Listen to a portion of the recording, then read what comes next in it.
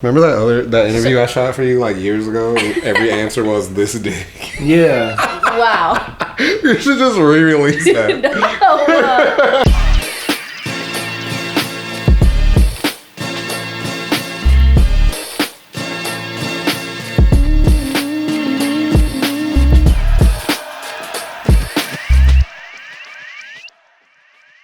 What's up, everybody? Welcome back to the Angel and Tony Show. Today we are joined with one of my best friends, Mr. Jason Davis, artist, entrepreneur, and local Chicago black man. Welcome to the show, my friend. What's up? Hello. Hi. Today we're going to be talking about something called implicit bias, which initially sounds kind of boring, but I just learned it from something that I was shooting, and I thought it was really interesting. Basically, it's a thing that we all have that's built in as like a survival mechanism that once you experience something, you remember it, and then it triggers a certain like visceral reaction from you later on when you see that thing again. And the guy that I learned it from broke it down between stereotype, which is like a generalization about like a group of people of some sort.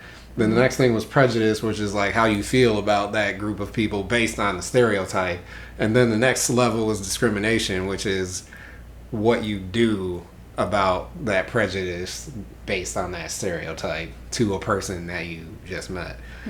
So implicit bias kind of has this negative connotation because it affects people generally negatively. Do you guys get what I'm talking about? Yeah. Kinda. So implicit bias is basically like a terminology that explains the different layers of discrimination, essentially. Or I mean, like, not discrimination, a perspective on a certain group of people. Is that what it is? It's like so. It's like the bias is that. So, for example, Like a prejudice? but it's that's part of it. Yeah. So So it's a survival mechanism that we have psychologically. So it's like he broke it down in like asking people what do they think of New Yorkers. So a lot of the times people would say they thought New Yorkers are rude. Mm-hmm. So then if they meet somebody and the person says they're from New York, that person's reaction is automatically going to be like, I expect this guy to be a dick to me. Ooh, I see what you're saying. But it's only it's only people who kind of like have this stereotype or whatever built in. But if it's somebody who's from New York, they're not going to necessarily think that. The other thing he said in the room was like, what do you think America's perception of like young black males is? And then he had him like type in words on the phone, and it went to the screen. And the biggest word on the screen, which was what most people typed, was dangerous. So he was like, I want you guys to sit with that and really think about it. Like a young black male is walking around with this bias on him at all times. Like anywhere he goes, and whether it be the store or for a job interview, all that, dangerous walks in before he even opens his mouth. It was things like that. And so what I was going to ask you is, once I explained it, I think you got it. Okay. I think you got it. I was going to see if you ever had like specific examples that you think that you've dealt with personally, where somebody kind of like assumed something about you without knowing you. Based on stereotypes. Based off stereotypes. You can tell me if this is what you mean or not. But growing up, I experienced racism from, like, different sides. Like, there was a group of, like 9-10 black girls at a Target in my neighborhood. And they were calling me, like, chink and stuff. Would that be what you're... I mean, that's definitely part of it. Yeah, and I mean, racist. like... yeah. Yeah, they definitely went there. And then I've had that happen to me on like, through white people too. So I've had both sides, and it's always like a ching chong ching, like that type of a thing. It's like I'm not even Chinese. The dumbest. Yeah, I'm not no, not Chinese. In America, at all. every Asian person is Chinese Right? for some reason. So I think like that's definitely something. And then just more recently on a different level, on a different scale, would be I was in a public restroom and an older woman came up to me and said like, this is the women's restroom. I was like, I know, I'm in it. I know, I'm in it. Like, so? And just kept on going. So and that's and it's one of those things where obviously I'm well aware of how I present, But I just don't like if you're gonna approach it of something that you don't know or something, then come at me in a respectful way. You know, I could tell that the way that she came at me was like super disrespectful. You know what I mean? So those are my instances that I can think of at the top of my head where it's happened to me personally, where they don't even know me and they already carry this like judgment on me. So like earlier we were talking about how you have lived in all these different cities in the Chicagoland area, like that are in different kind of like locations, because people are not from Chicago might not know this, but it's a very like segregated city. Like there's very like particular areas where you're like, I know what people are over there. If you go over there, you kind of know what to expect. And if you're not from over there and you don't look like the people that are over there, you kind of also know what to expect. Mm-hmm. You know, as somebody who's lived in different places, how did it vary, like what you were treated like? Of course, I lived in the city most of my life, like within the city limits of Chicago. So it's pretty much black, white, Latino, Asian. But then some of my younger years I spent like out in the suburbs. I lived in Flossmoor, I lived in Cal City, I lived in University Park, I lived in Aurora. So out there, it's a little more diverse. I remember in University Park, some of my neighbors were African, some of my neighbors were white, some of my neighbors were Asian. It's kind of shaped me, like being around more diverse group of people as far as like how I relate to the world. Yeah. But Chicago is definitely segregated. In the city versus the suburbs, were there like notable differences in like how people perceived you, do you think? Yeah, in the city, I'm more like I'm a threat. I mean, I'm a threat everywhere I go in Chicago, pretty much. Like, that's to be expected when you're walking around as a black male. Mm-hmm. I don't want to just say that. Or as a Latino male. Like, that comes with the territory. Like, every day, every engagement you have with people, you know that is a factor. Like, they're looking at you before you even open your mouth as some kind of threat. Like, they don't know what you're gonna do, but they feel like you have the potential to do something. So it's like a boogeyman kind of aura that you bring with you. Wow. In the suburbs, it's stronger because they don't want you there. At least when I was growing up there. I know that it's changed out in the burbs now. But when I was out there, it was a lot of money. It was a lot of old money, and it was a certain way. Like it had been. Like the suburbs were white. That was it. Like everywhere you went, everywhere you go, it's like that's what it was. And if you weren't that, everybody knew it. Everybody knew it, and everybody had their eyes on you. Like they were on your ass. The police. Like, even being in school, like, I remember being followed by police, questioned by police, and I'm in 8th grade, like, but that's kind of like how you're groomed. Yeah, I grew up, like, the first 10 years of my life was in the South Side, like, in the city. I was super light, like, way lighter than I am now. I went to an all-black school, but I was really light, and I had this, like, super curly hair, and so, like, these kids called me white because they didn't know what an actual white kid looked like. So then I had this like chip on my shoulder towards black people because they like came at me and like rejected me all the time. And then we moved to the suburbs. By the time I got to Downers Grove, like the junior high that I went to, there was like 4 black kids in that whole school. It was 7th and 8th grade, and there was like no black kids there. And I remember like the older kids gravitating towards me, and I thought it was just because they thought I was cool. But like later on, I was like, they're gravitating towards me because I'm different, and like I don't look like everybody else. And then it was like this other side of the coin where I was like this exotic thing to people, I feel like. And it's weird because as I got older, growing up in that environment, and just being like the other, because my neighborhood, there was no other black people in my like local area, like. So I couldn't, like, go down the street and see somebody that looked like me. It just wasn't a thing. I ended up kind of adapting that and, like, owning it. And, like, I used to, like, call myself Token when I was in high school. Like, I used to use it as, like, a tagger name and everything because I was just like, I'm just going to own it because there's nothing else I can do about it. Damn, that's f***ed up, though. It's just crazy what I think it does to you to be, like, the only one that's different. And you kind of can relate to that, too. I can relate to that 100%, yeah. Do you ever think that there's a time where you used those biases that you had to live within to your advantage, though? Because like we can talk about it as like a negative thing with like racism, this and that, but like, is there a time where it's a good thing? Almost like I took pride in being who I was and being different. Yeah. And I think, one thing stood out to me. It was during a sleepover, and I think I had actually discussed this in a previous episode, where I had asked them like, so how does it feel like being kind of like exposed to like my culture or something, like a Filipino, you know?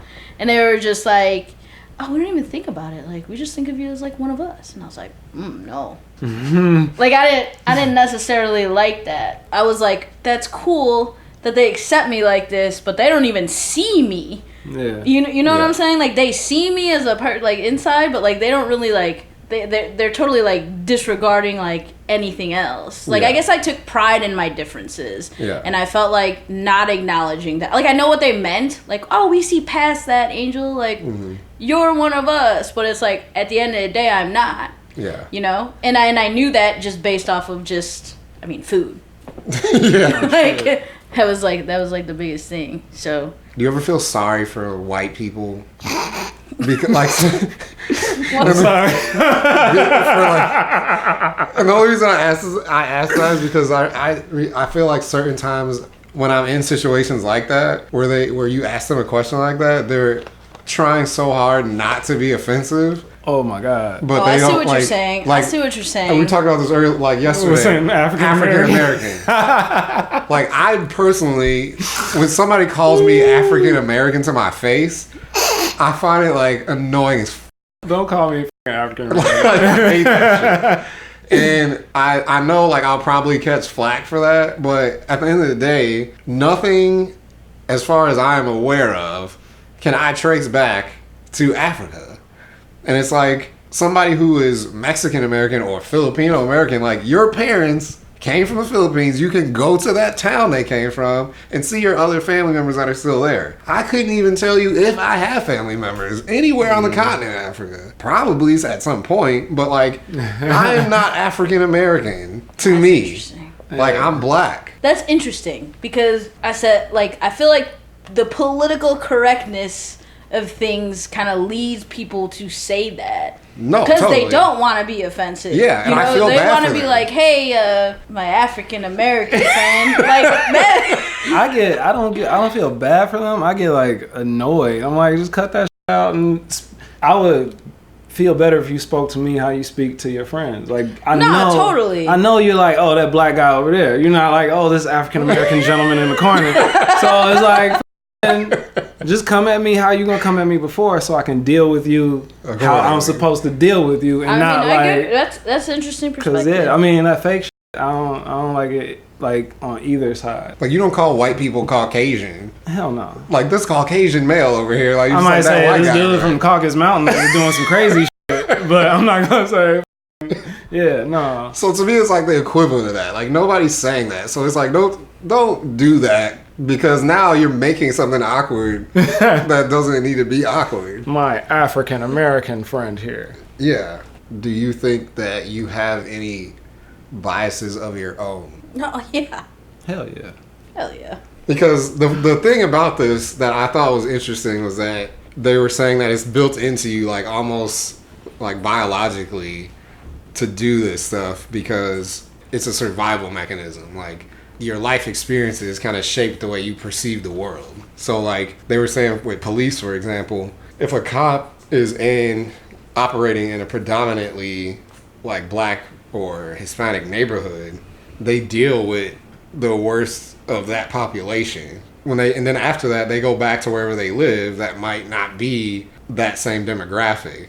So now their perception, that survival mechanism part of their brain sees somebody that looks like us, and they see them as a threat because that's what they deal with all day, is like the criminal element of that specific race.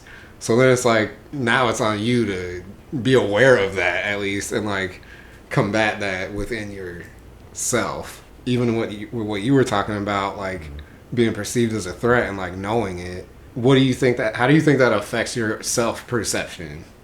What's the word when you think you're the shit? You're not really the shit. Cocky. Or fuck, I'm not trying to boast or anything like that. But I don't think I think like the average black man, because I haven't been around like the average black. I haven't been in the average black situation. At least not most of my life. Like, even though I grew up in these places where people were treating me a certain way, like treating me with that bias, there were also people of that same race who looked like them that didn't.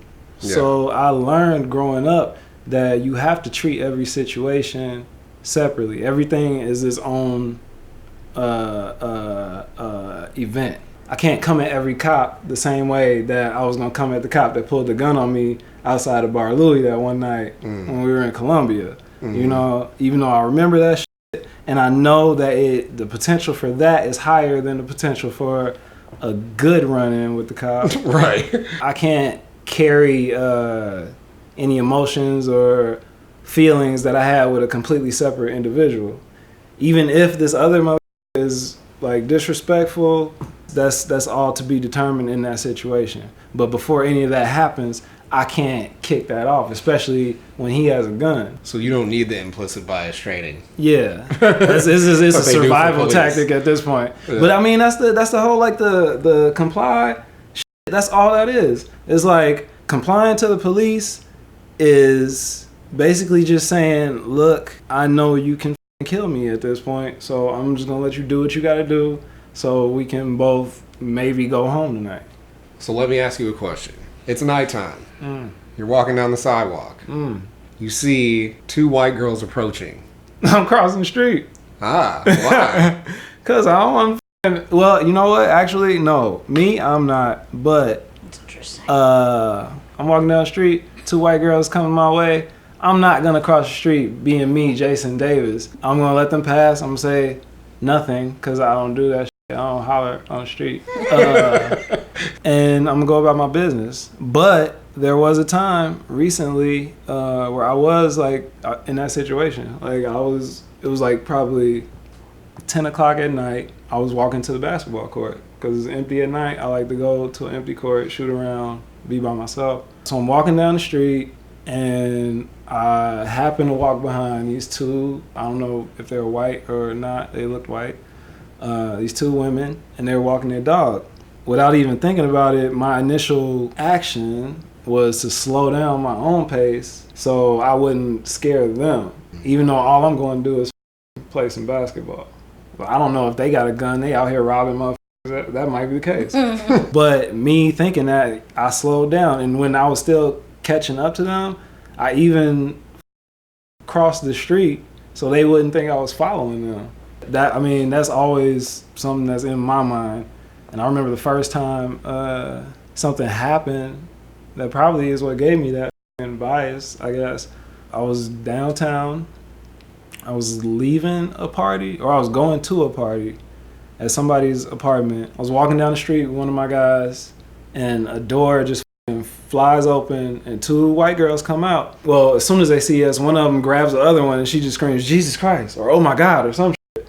And like that shit hit me, because I was like, damn, what the fuck did I do? You know what I'm saying? And that shit just stuck with me for like a long ass time. And that's actually what put it in my head that I do bring out fear in other people, that I am seen as a threat. So for my safety, I have to take that into account, because I don't know what somebody else is going to act like around me, you know? That's interesting. Man. And I think that's the thing, because even when I initially asked you, like, do you think these outward biases affect you? You were like, no. But then I can think of a specific example that pretty much any black dude can relate to. And then it kind of like, when you have to think about it, you're like, man, like, that has hit me actually. And that like has made me feel a way about like how I look to everyone else. And then you have to walk around like living with that. Yeah. I mean, it goes down to, what they call it? Respectability politics or something like that. But it's like a thing where, like, you know how they tell little black boys get their hair cut Wear nice clothes, don't wear too big clothes. That's don't sag literally your what I was pants. gonna say. Like, I think it matters, like, how you present yourself too. Yeah. Like, I think that's part of the whole implicit bias as well, to be honest. And to give a contrasting story, I have a friend who was with her fellow like white friends, and they were walking down the street, and there were a group of black men approaching. Implicit bias hits immediately. Yeah. I know that look too. But then the my friend was like, "Don't be racist. Don't be racist. Don't be racist." And they robbed her. So I think it's. But that's the thing. Now that shapes her. It's like she had that experience now, so now it's gonna shape her perception too, because now she's gonna cross the street probably because that actually happened to her. Exactly, and that's what I mean. It's like I feel like going back to what you were saying before all this is like it has to be a situational thing. Yeah. But it's like, what do you do when you were trying not to be racist and then it happened to you? And it's like, where do you draw the line between your gut instincts and your intuition to prejudice and racism and implicit bias? Like, it's such a freaking... Now, I want to add another layer to it. Heavy. Colorism. Because... good old colorism. Let's get it! I thought, like, obviously, I already told the story about being the light-skinned kid at the school. It was really interesting to me to hear when you were talking about this new fad in the Philippines of people like bleaching themselves to the point that they're like transparent.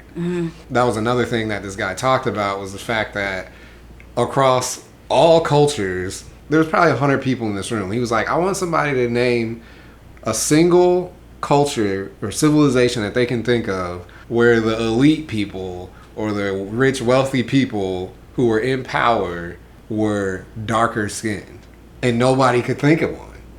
Like, and he was like, this isn't just like a thing for like black people. This goes across the globe. People doing this stuff. Yeah. Was that something that you witnessed in your like trips to the Philippines, or something your parents ever told you about?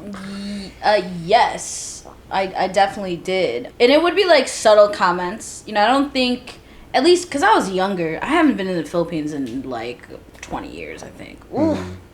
But like when I was there, they would say like, don't be outside too long, you're gonna get dark. You're gonna get dark. Or like if I spent out all day like swimming, they would tell me in Tagalog like, you are so dark. And I'm like, cool. Like, like, because you're so used to, in America, it's like, get that fresh tan and stuff. So I'm over here like, burnt. Like, it's not a bad thing. Really dark. And I was like, yeah. And they're like, you are dark. And I'm like, wow, they really are disgusted with this color now. But they, a lot of my older family members out there would rock the umbrellas and stuff. And I just also remember, like, papaya is this papaya soap. And it's, like, used for whitening. I remember seeing that growing up, and just seeing how people... like want to be fair skinned, and it really pisses me off. Why? I don't know how eloquently I can put this. It just pisses me off. It just like, I'm a proud Filipino. I love being Filipino. Like, I definitely need to go back and just like learn more of my culture, because I feel like it's just being so diluted now, especially with a lot of American influence, of course. And when you look at a lot of the entertainers, they're all like mixed. If you look at all the popular actors, actresses, musicians, they're all light-skinned as shit.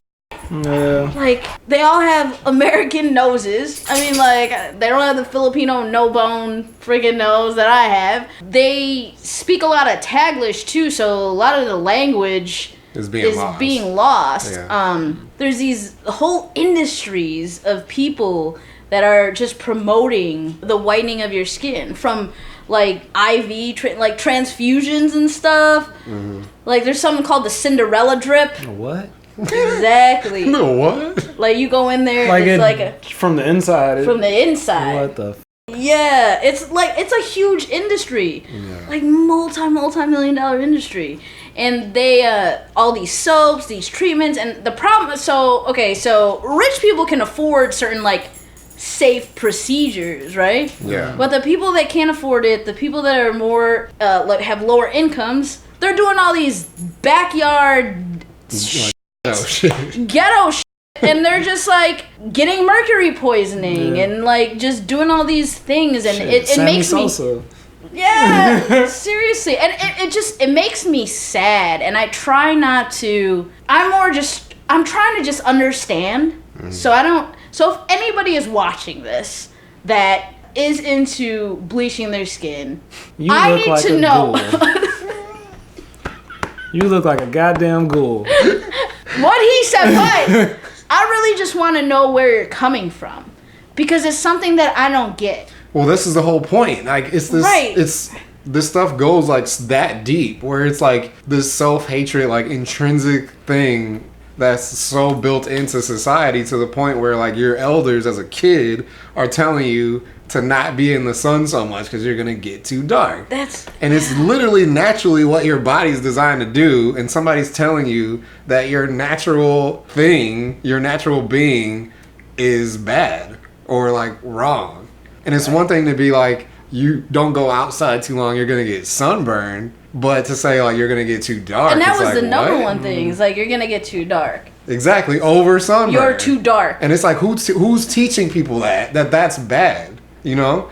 And then that turns around and makes it to where like people who are dark hate people who are light for no reason. And it's literally because we've been taught, like, society almost like pins us against each other. Yeah. People would come at me for being light. Like, I have a control over that.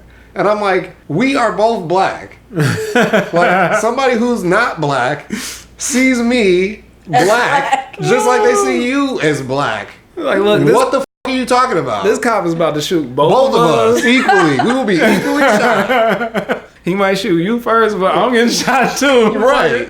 And then you have like people who will be like, oh, I can't date you or I can't marry you because you're either light or you're dark. And like some people are biased towards like light. Like they think, oh, I'm dark, I gotta marry somebody light so my kids can be light. Or they're like, I can't marry somebody light because then my kids will be light and I gotta stay dark. And like this is what we are.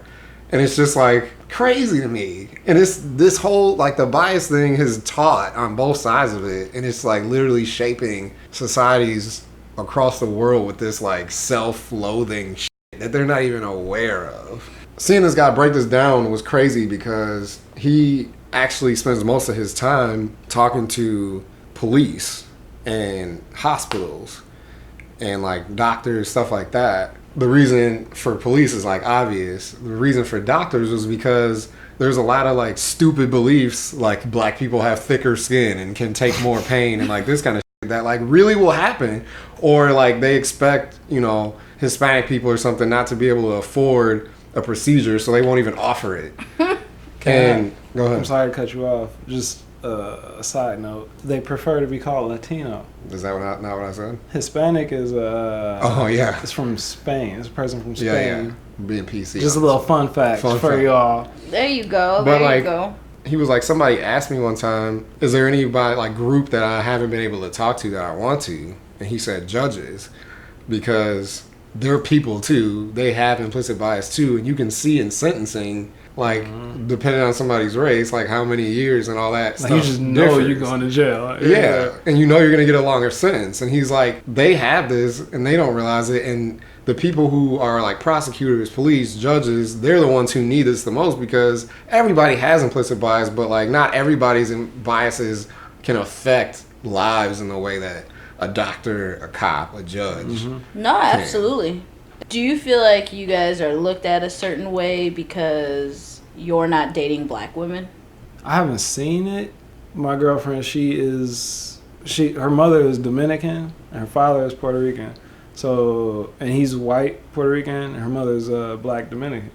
So she's kind of like in the middle somewhere. Oh, gotcha. I didn't know. A child of the future, if you will. But she is like fairer skinned when she's not like had the sun. She's not been outside too long. Yeah. I don't really get too much flack from her. Like, actually, a lot of the black girls, the darker skinned black women that I do see when I'm with her, they are complimenting her. No, that's awesome. And I think Yeah. that's something that's definitely changed throughout time because Yeah, 'cause, I like- remember before, like I had some friends who would just like talk shit to No, guys that still a lot, happens. you know? Yeah. That definitely And so I still just wanted to see kind of where it stands like right now. And if When you I guys was in experience it. high school, Yeah. I definitely encountered that because, like I said, the junior high that I went to, there was 4 black kids in it. And I think Yeah. one of them was a girl. Yeah. And then when I went to high school, like they mixed other junior highs, and then there was like every year that I was there, like more black people started coming to that school. So the girls who saw me were just like, "Oh, he only like white girls," and I was like, "I literally don't know you, like, and you're younger than me. Like, what are you talking about?" And by the time my sister got there, she was a freshman and I was a senior, and she would tell me like all this stuff, like, and it just clicked with me differently because I was like, I remember being hated on by black people when I was younger, and like I don't care because like this is just that again in a different way, and it's not like I don't like black people or I don't like black girls. I just didn't know them, and that was all it was. And it was like y'all are making an assumption on me, and you want me to like convert who I am to appease you, and I don't care anymore because that care that I had was taken away from me way early on. So like if you don't like me or you think that I think I'm better than you, like you can come ask me or you can talk shit if you want to. I don't care. Like I just don't have it in me to care. But I do think now it is like very different. Like I don't really deal with that in my 30s anymore. Yeah, Like, yeah. it might happen, but like nobody's bringing it to me. I think it's like changed for sure. What do you think we can do to reverse it? Bias. Yeah. Or like to be conscious of it, I guess. It's hard. You gotta That's like re-educate loaded. That's like people. a system thing. Yeah. That's like a whole system. You'll have to teach All that of in that. school. Yeah, that Right. starts like early. Very, very It's too late for us. I don't think it's ever too late. Yeah, man. no, I don't think it's too late. I mean- I think more communication and learning about each other's experiences. I think Yeah. that's the only way to get past certain biases. You know, like just talking to somebody that you might not understand. Yeah. I think that's the biggest thing is people, we all have like similar emotions. We're all f***ing Human beings. We're all human beings. Like the only difference is you know like what we're packaged in, like the Right. package. But at the core, we are all made with the same shit.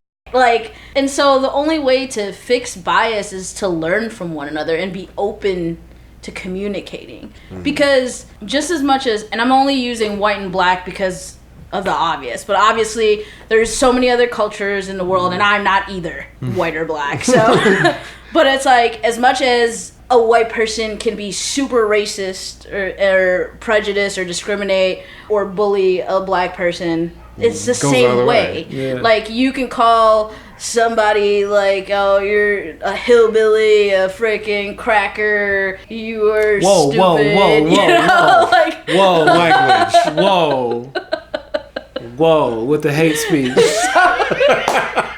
Jesus, Henry, Herbert.